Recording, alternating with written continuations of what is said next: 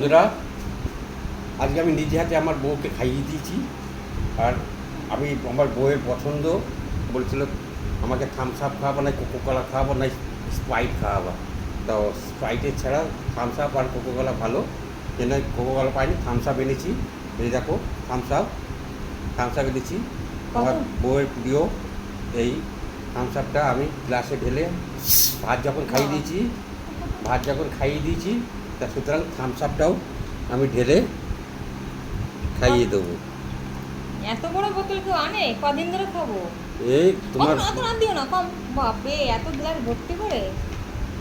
এই থামস আপটা না খাইয়ে যদি যাই পরে আমার ওখানে গিয়ে ভুলে গেলে ওই জন্যে অ্যাডভান্স আমি নিয়ে এসেছি যাতে না ভুলে যাই। সেই কারণের জন্য থামস আপ খাইয়ে গেলে মনকে বুঝতে দিতে পারবো না আমি আমার বউকে হাতে করে ভাত খাইয়ে দিয়েছি।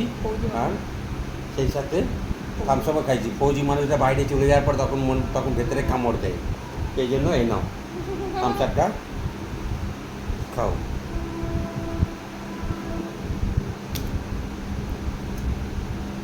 দারুণ লাগলো এই গরমের মধ্যে এরকম একটা থামস আপের বোতল ভেঙে দিল তোমাদের দাদা ভাই, ভীষণ ভালো লাগলো খেতে এক গ্লাস।